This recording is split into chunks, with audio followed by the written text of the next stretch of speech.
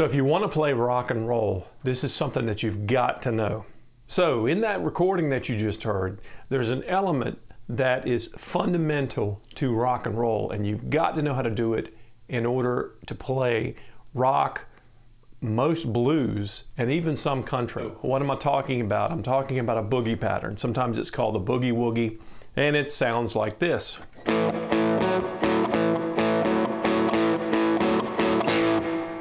Now, where this comes from is way back in the early days of Dixieland, jazz, stride piano, all these other techniques that started at the turn of the last century. A lot of times the bass line would be played by the piano player. And one of the more common elements you might have heard is something similar to this.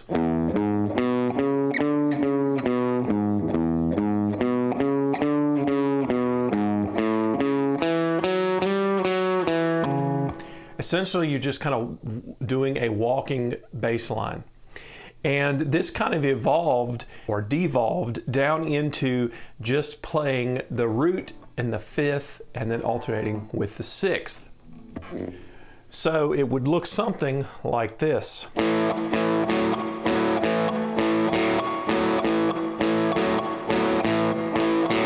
Or faster.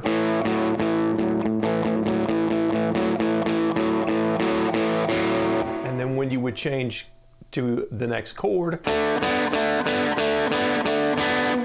then back, and then sometimes you would hear that flatted seventh thrown in.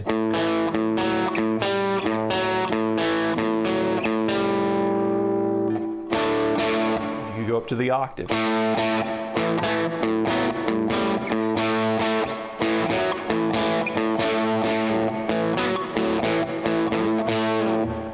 So this was used quite a bit, and of course the bass players, upright bass initially, would play it. And that is the most basic form of it, but it really has kind of morphed into a lot of different things. And depending on what style of music you listen to, you've heard it used different ways. Whether it's played straight, like with rockabilly, or if it's swung.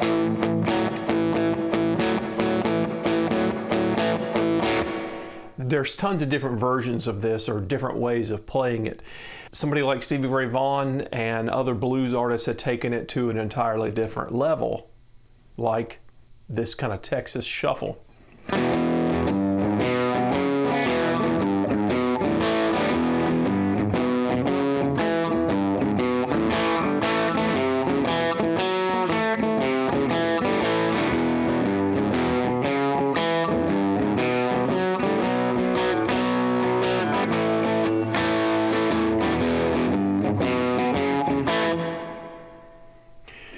There's other ways that this is played as well, and when you're first starting out, doing the open chords is going to be the easiest. So playing something like an A, you go from A to D, down to E, back to A. That's what I was doing at the very beginning.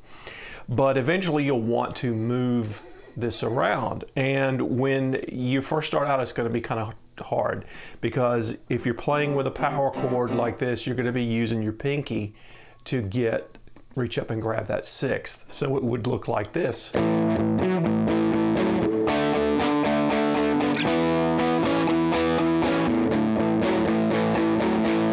So when you're moving it up, it's going to be more difficult, especially if you throw in that flat seven.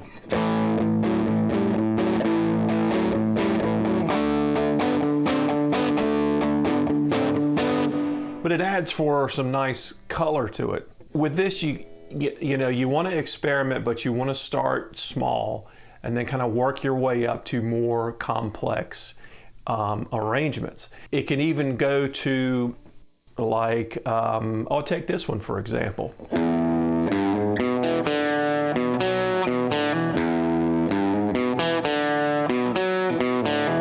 That's Day Tripper by the Beatles. Same concept of that kind of walking bass line, working out of the part, but kind of changing the notes around, adding a little bit of different feel to it, more of a major feel with that one.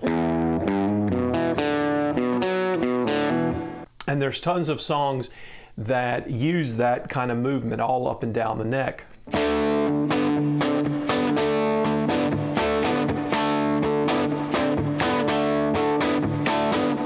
Even today, there's still new material that's getting released. Again, start basic just with the open A.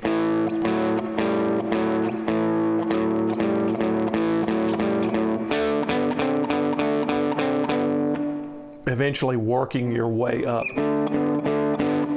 Because there's some songs where it's thrown in just in a passing thing. Kiss Rock and Roll All Night is using these changing chords up and down the neck.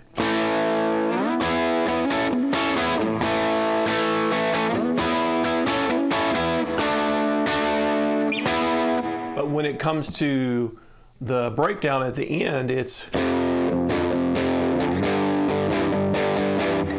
going down to that F and the G using that same pattern.